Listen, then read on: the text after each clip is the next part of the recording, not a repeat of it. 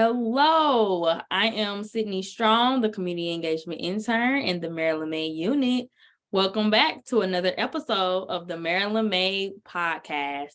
The Maryland Made Podcast provides timely, relevant, and practical information to empower student athletes to explore their potentials and pursue their passions. 'Tis the season of giving. I am grateful to be able to have this conversation today with special guest Gloria Aparicio Blackwell, and she is the Director of Community Engagement from the Office of Community Engagement. Let's dive into this conversation regarding the importance of community, the collaboration between the Office of Community Engagement and Maryland Athletics, and how to get involved to leave an impact. So we're going to start with segment 1 on what is community. Gloria, to start this conversation, share with us your background and what it is you do here at the University of Maryland. Sydnee, thank you so much for having me here in your program. How excited I am. As you say, I'm Gloria Aparicio Blackwell, and I've been here for 25 years. So I was a student at one point, went away and came back because I said, this is my alma mater. And my alma mater means a lot in a way that is conducive to get involved in so many things. And it's a huge campus. So I have been doing this work for the past 20 years in community engagement. And it's building relationship, not only on campus, but also with the surrounding neighborhoods. Of course, the university has the overarching, that is the state, national, international. Right. My little office of 4 people, the mighty 4, we go around next to us, the city of College Park, Langley Park, Riverdale, Baltimore Avenue. So you name it, those are our members, our partners, are the people that we wanted to hear and collaborate. And athletic has been a critical component of this work that we do. We cannot do it without the support from the campus community, but with departments like yours. So we're in debt, we're grateful, and we're excited that we are here today. And we wanted to tell you that community is the place that you make it to be. And for us is College Park, is the University of Maryland. We're not in an island, we're part of a community, we're in the state of Maryland, and what a better place to be. What a better place. That was awesome, Gloria. Thank you for sharing that. And thank you for dedicating 20 years here in College Park.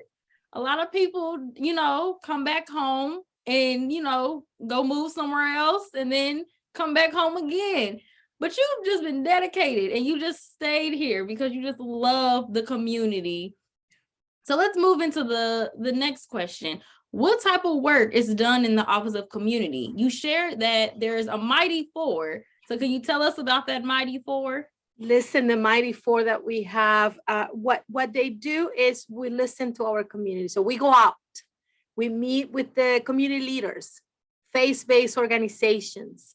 We meet with the nonprofit organizations, small businesses, big businesses, and we try to see what are their interests and how do they relate with the mission of this institution. And 9 out of 10, we found that we have so much commonalities, that at the end, they wanted to be meeting other people that look like us, that feel like us, and they also wanted to carry their idea of making their community a better place, take it to that next level. So for us, the mighty team, we just get phone calls. Hey, could you come here and help us to get volunteers to do mentoring or to do cleanup or to do beautifications, or even to come to the classroom and do some talks about the particular subject, math, engineering, even engineering at that age and a small age, they're looking to see what an engineer does and what an athlete also is part of this community. What do they do? Because they also have to go to classroom, and how they manage their time and how they are successful in both entries, in being athletic, being an athlete, and also being good in the classroom. So all those areas, we try to engage in those conversations. Then we come into campus. When we're on campus, we meet with faculty, we meet with the staff, we meet with the students and groups like yours, Sydnee, and we try to see what is it that you would like to do. And 9 out of 10, they said, we want to have a community-based project, which that means the people that I met outside, listen, here's the interest. They're trying to bring elementary students, middle school students to come to see a game, or even to see a clinic about how to play soccer, how to play football, how to be in a basketball arena, how to even do all the sports that perhaps they don't even see themselves in those sports, but they see the reality, the opportunity that we can give them. So those are the kind of things that we try to get involved in: educational, recreational, and anything that skill set development, and also to bring to the community anything that they are looking for to enhance, that we have those resources and we can collaborate. Capacity building has been a tremendous request from our nonprofit organizations. So that is another way for us to support those while they're taking care of the basic needs that our community have been facing, particularly after the pandemic. It was worse, and imagine with the pandemic. So we're still in that situation. It's getting better, but we still have a lot of our community members that are still struggling, and we want to make sure that we're there to support their mission of helping and saving our humankind. Well, Gloria, it sounds like you and your Mighty Four are very involved in the community, and whoever wants to be involved, whether it's in the university or in College Park or helping with elementary schools, they need to contact your office, because you have all the opportunities, whether they're seeking for something they are interested in or they're unsure about. You are all the go-to people. Yes, please. And then that's exactly right, Sydnee. We try to, it doesn't matter, of course, our area is just the city of College Park and our surrounding neighborhood, but we have connections. As I said, as I always said, the institution, the University of Maryland is the state of Maryland. Is about regional, is about state, is about the nation, is about globally. So you name it, we can find the connection. All right. And so moving on to what the definition of community is, it's a community of a social group whose members have something in common, just, how you mentioned, Gloria, whether that's geographic location, like you said, the state of Maryland, it's cultural, it's heritage. So can you share what your definition of community is? The definition of community is, once again, is where we are, and what are the who is in our community. Are we just dealing with young people, or we're dealing with a generational? So we have a multi-generations involvement. So how do we bring them all together? How do we try to do something that is going to be impacting in a good way all those members in our community? So in reality, in this area here in College Park, we have a diversity in our own communities. We have language, we have culture, we have a group of individuals with different races and all of that. And that brings so much energy to the discussion. I tell the students, they mention to me sometimes, I want to go to South America because I want to learn the language. And I said, well, if you want to give it a trial, go to Langley Park, which is the backside of the university. And you go to Langley Park, you're going to be immersed in the Spanish-speaking community. So that is another way to kind of explore what we have around, what amenities. I always see our community, what they bring, what the assets that are in our community that can enhance our experience, particularly for the students that are coming here for a 4, 5, or 6 year staying, but they can really take advantage of what this community got to offer.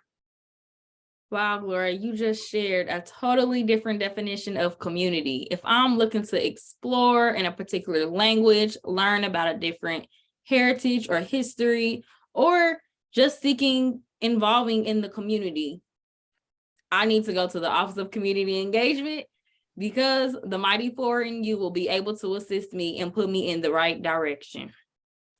So let's move on to segment 2. collaborations with Maryland athletics. In your history here at UMD, what has the involvement been between athletics and the Office of Community Engagement been like? And how have you seen it grow over the years?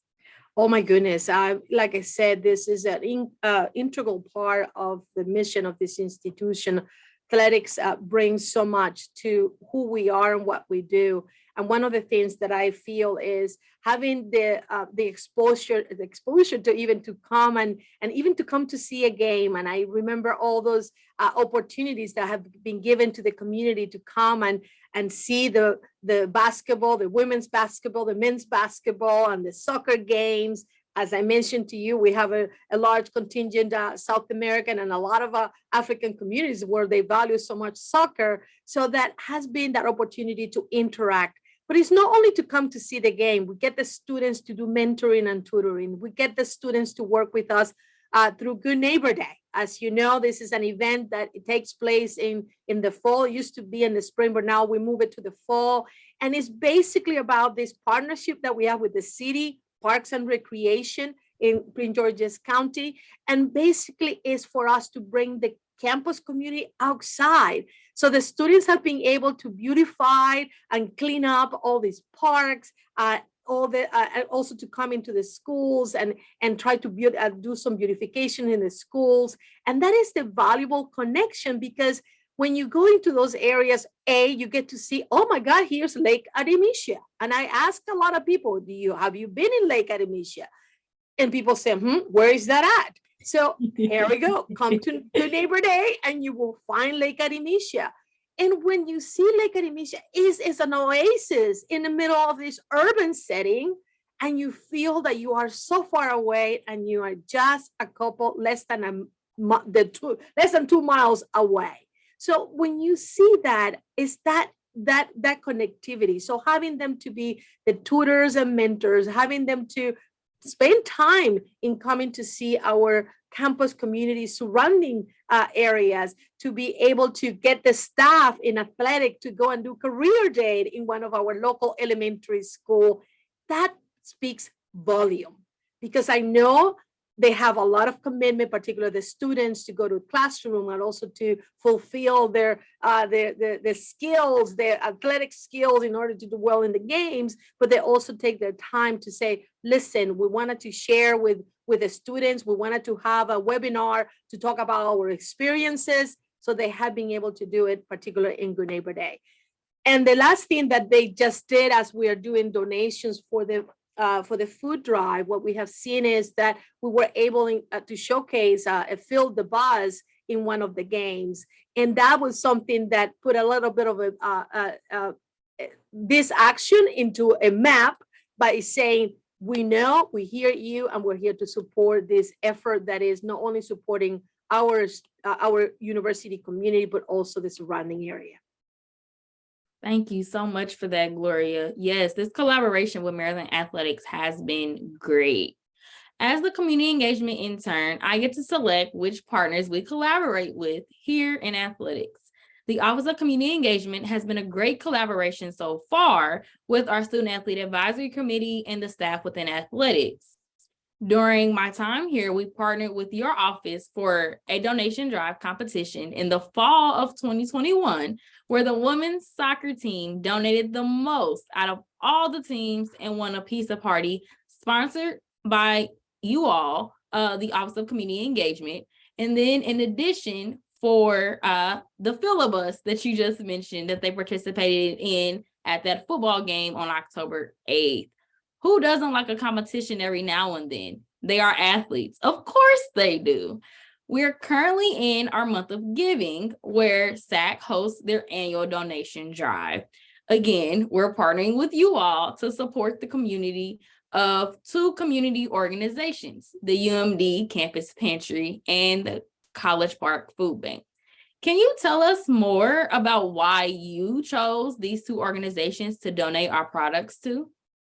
Listen, I have seen it, and I've been listening to the stories, not only from the community surrounding us, but even from our own campus individuals that are part of our community that are struggling at this time and having some food insecurity. So this is critical. This is not a game. This is not something that we just kind of out of the hat. Let's see if this is the one that we're going to pull. This is because they are in need.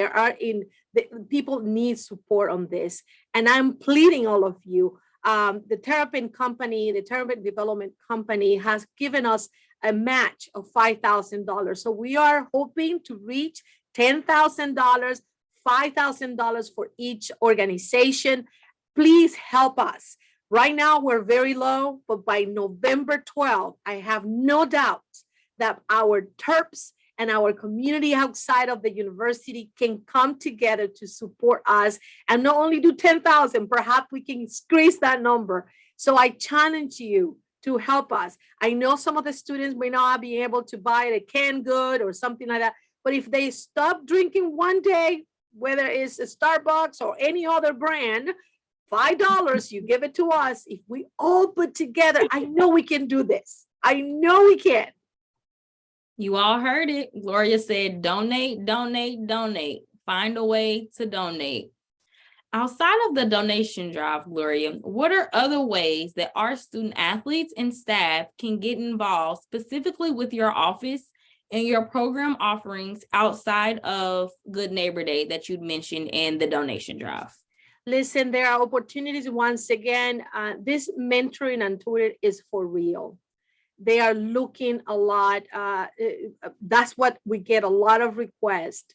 Others is just to support and be volunteers in community events and in beautification projects. So those are some others that we also get a lot of requests. One of the other that is the back to school supplies. This is particularly in the summer.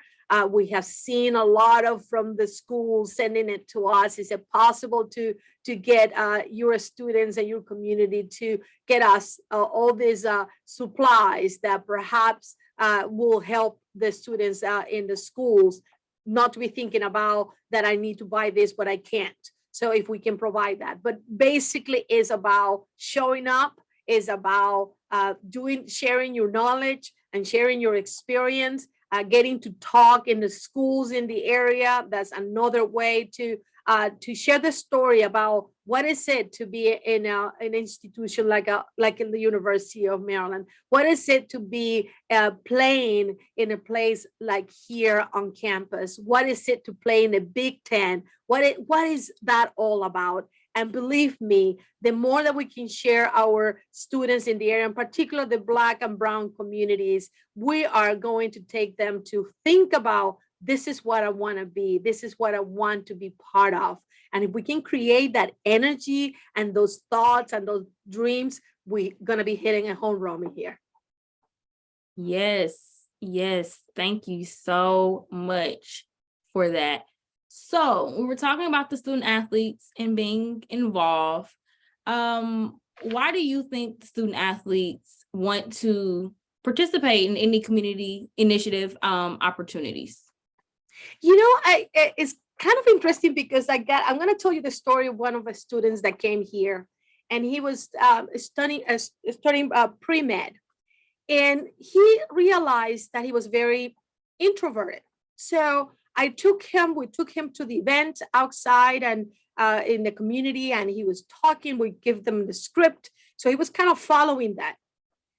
Couple months later, he was just following his filling up his application. He came back and gave us a card, and the card said, because of that experience, I was able to tell people why it's important to be talking to the community.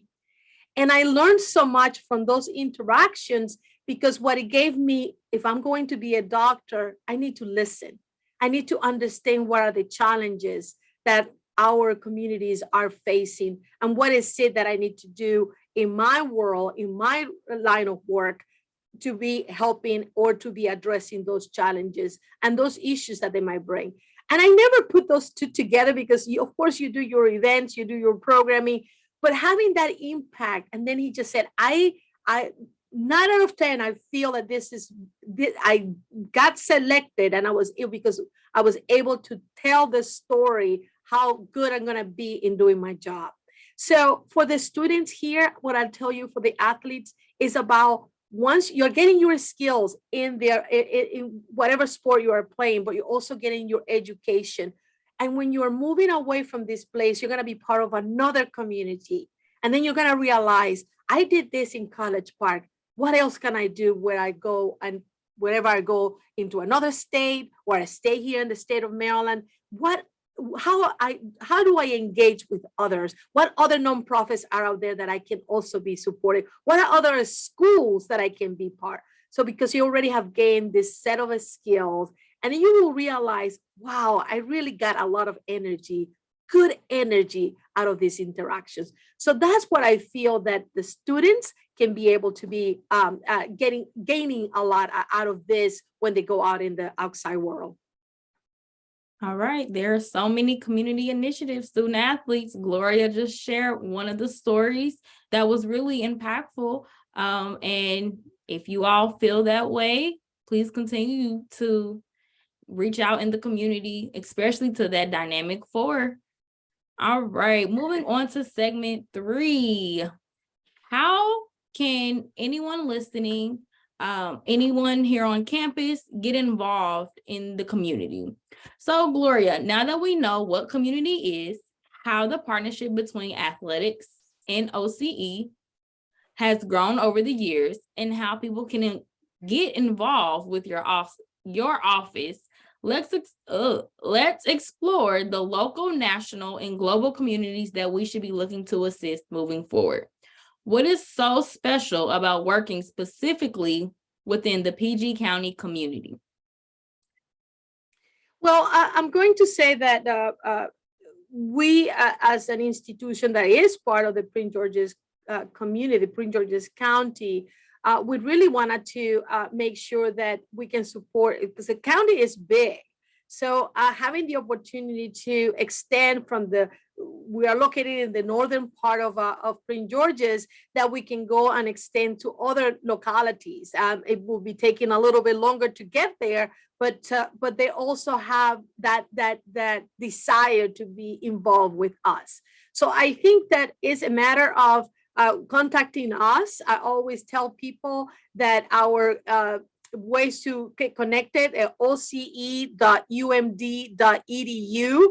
immediately can get you into our website. And if you want to just to send an email because you're curious about, what else do I want to go? I already did so many things in College Park and in the surrounding areas of College Park. What about the southern part of Prince George's? What are the challenges? What are the possibilities for us to get involved? So oce@umd.edu is another set of emails. And of course, we have our social media. So that is another way for you to connect. So I think that is just figuring out what exactly do you want to do?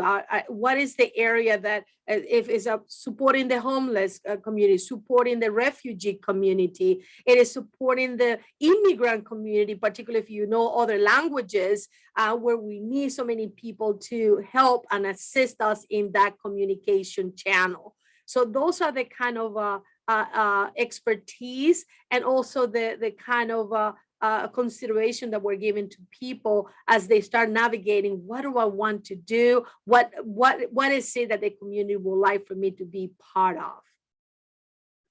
Okay, sounds like any avenue you all want to explore in the community, PG County is the community for that. And of course, OCE and Gloria will be able to point you in the right direction. Gloria, do you feel like since the start of COVID-19, the willingness to give back has shifted the way people get involved in the community? If so, what have been some of those challenges that you have seen?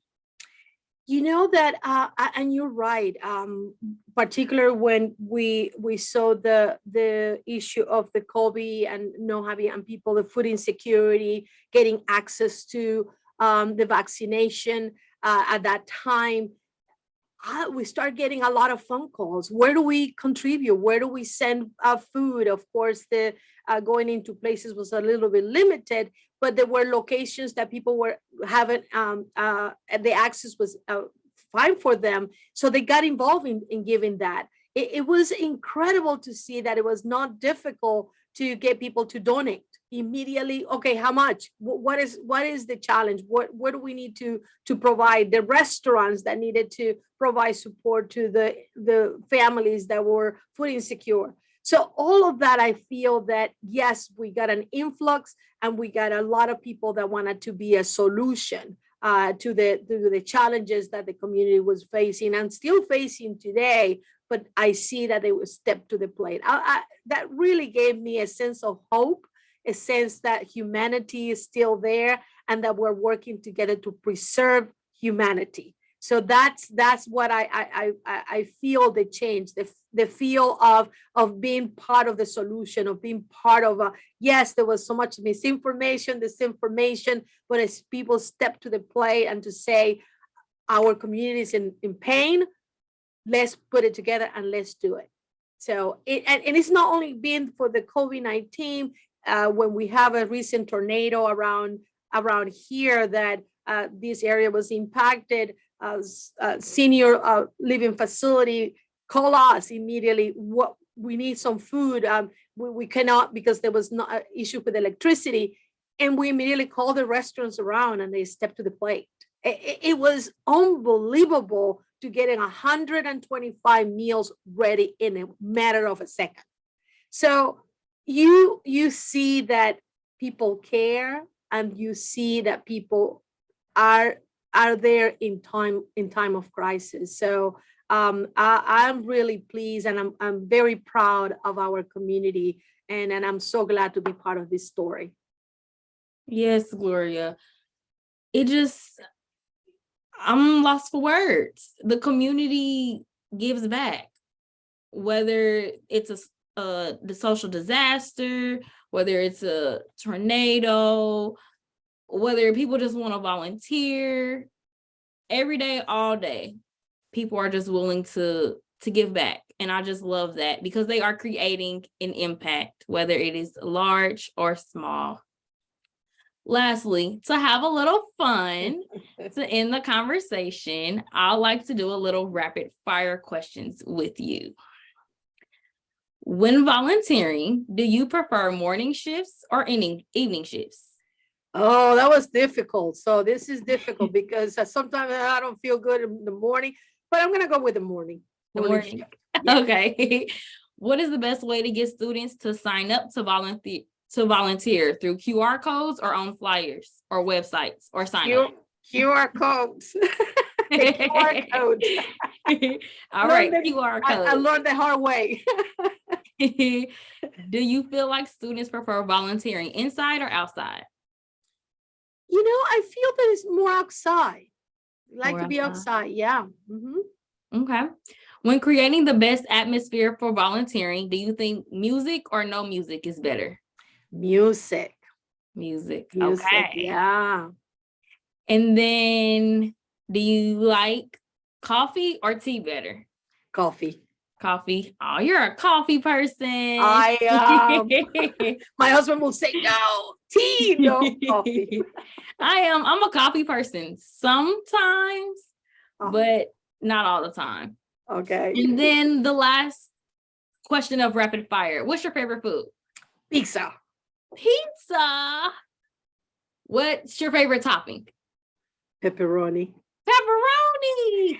I think one day we're going to have to grab a slice of pepperoni pizza, because that is also my favorite pizza, but my favorite food is macaroni and cheese. Well, that too. It's hard to choose. So many. Yes, it is hard to choose. All right. Looking for ways to give back to the community you live in? Follow the Maryland May Terps social media accounts and check out the Office of Community Engagement website to get started leaving an impact in your community. 'Tis the season of giving. Gloria, thank you for being my guest. Go Terps.